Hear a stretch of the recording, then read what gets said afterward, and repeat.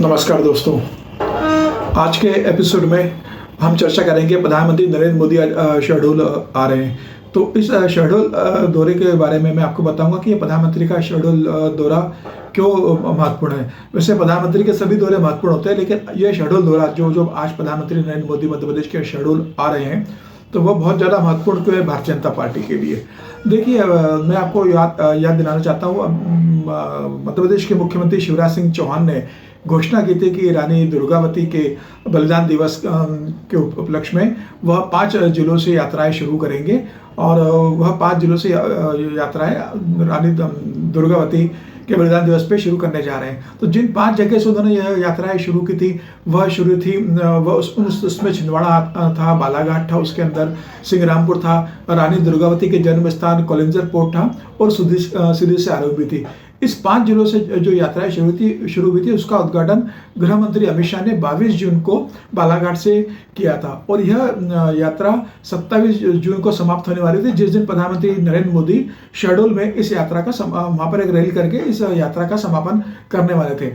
लेकिन 27 जून को बहुत ज़्यादा बारिश होने के कारण प्रधानमंत्री मोदी शहडोल नहीं आ सके थे और भोपाल में ही उन्होंने अपने भाजपा कार्यकर्ताओं को मेरा बुथ सबसे मजबूत कार्यक्रम में संबोधन करके वापस दिल्ली लौट गए थे।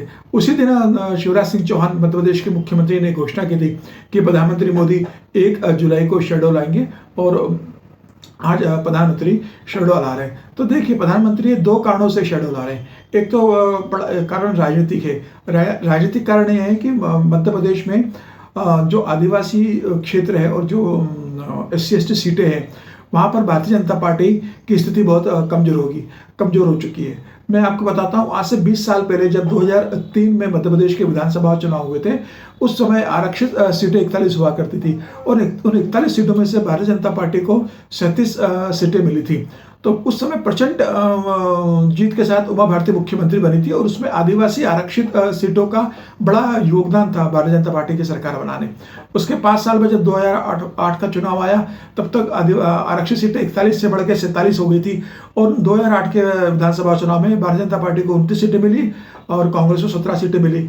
उसके 5 साल बाद जब 2013 का विधानसभा चुनाव आया, तो उसमें भारतीय जनता पार्टी को 31 सीटें मिली और कांग्रेस को 15 सीटें मिली।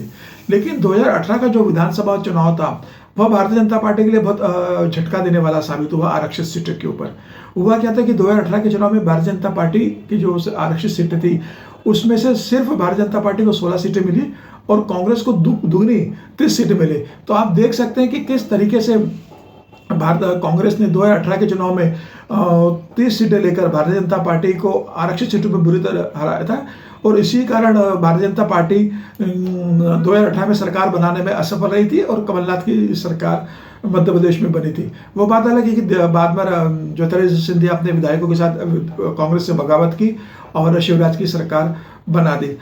मुझे लग रहा है कि उसके बाद से भारतीय जनता पार्टी का इस बात पर विशेष फोकस था कि किसी भी तरीके से 2023 के चुनाव में हमें आदिवासी क्षेत्रों पर ध्यान देना है और आरक्षित सीटों पर फोकस करना है। प्रधानमंत्री मोदी ने अपने केंद्रीय मंत्री अल्पसंख्यक मामलों के मुख्तार अब्बास नकवी जब उस समय हुआ करते थे, अब यह मंत्रालय तो स्मृति ईरानी के पास है, तो मुख्तार अब्बास नकवी से कहा था कि वो लगातार मध्य प्रदेश और छत्तीसगढ़ और राजस्थान के आदिवासी और SC/ST सीटों पर केंद्र सरकार की योजना प्रॉपर पहुंचे, इसका कुछ मॉनिटरिंग करें और वहां भाजपा कार्यकर्ताओं से संपर्क कर उन्हें बताएं कि वो क्षेत्र में जाकर बताएं कि भारतीय जनता पार्टी मोदी सरकार किस तरीके से आदिवासी और SC/ST के लिए काम कर रही है। तो लगातार भारतीय जनता पार्टी आदिवासी क्षेत्रों में SC/ST क्षेत्रों में लगातार काम कर रही है।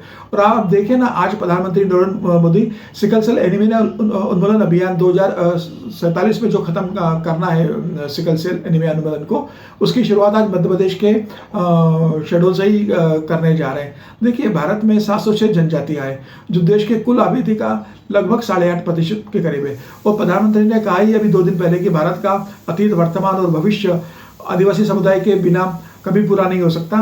पीएम मोदी ने सिकल सेल की स्थिति को खत्म करने के लिए सिकल सेल एनीमिया उन्मूलन अभियान शुरू किया और जिसका आज वह मध्य प्रदेश की धरती पर इसका शुरुआत करने जा रहे हैं। देखिए, देश के 13 राज्यों में आदिवासी अच्छी मात्रा में जहाँ जिसमें मध्य प्रदेश आता है, राजस्थान है, छत्तीसगढ़ है, गुजरात है, आंध्र प्रदेश है, पश्चिम बंगाल है, उड़ीसा है, तमिलनाडु है, तेलंगाना है, केरल है, कर्नाटक है और महाराष्ट्र। इन राज्यों में आदिवासी अच्छे क्षेत्र, ठीक ठाक क्षेत्र में।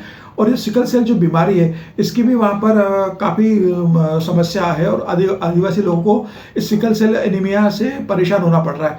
तो प्रधानमंत्री मोदी की सरकार का प्लान है कि अगले 3 सालों के अंदर देश के 17 राज्यों में 200 से ज़्यादा जिलों में इस सिकल सेल के खिलाफ अभियान चलाएगी और इसके तहत 40 साल से कम उम्र के 7 करोड़ से ज़्यादा आदिवासी और अन्य समूह के लोगों की स्क्रीनिंग की जाएगी।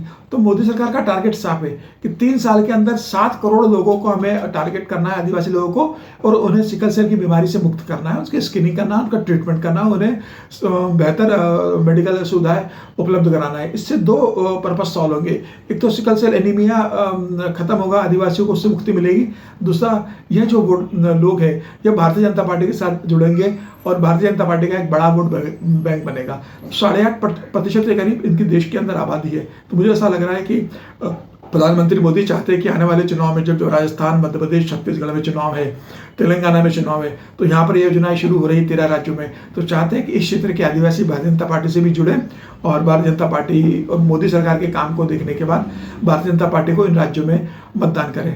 तो मुझे ऐसा लग रहा है कि आने वाले समय में आदिवासी वोट बैंक जो है वह भारतीय जनता पार्टी के पक्ष में ज़्यादा मात्रा में वोट कर सकता है, जिसका प्रधानमंत्री मोदी को 2024 के लोकसभा चुनाव में फायदा होगा। हालांकि मध्य प्रदेश, राजस्थान और छत्तीसगढ़ में आज जिसकी शुरुआत प्रधानमंत्री मोदी सिकल सेल उन्मूलन अभियान की करने जा रहे हैं, उसका फायदा आने वाले विधानसभा चुनाव में कितना मिलता है यह तो चुनाव परिणाम आने के बाद ही पता चलेगा। लेकिन मुझे ऐसा लगता है कि ज़रूर इस मुहिम से भारतीय जनता पार्टी को लॉन्ग टर्म में लाभ मिलने जाने वाला है। आज इस एपिसोड में इतना ही। कल फिर हम किसी एपिसोड पर किसी विषय की जानकारी लेकर आपके बीच आएंगे। और आपसे एक निवेदन है, अगर आपने चैनल सब्सक्राइब नहीं किया तो सब्सक्राइब कर लीजिए। आपका यह सब्सक्रिप्शन हमारे हिम्मत और हौसले को बढ़ाएगा। नमस्कार।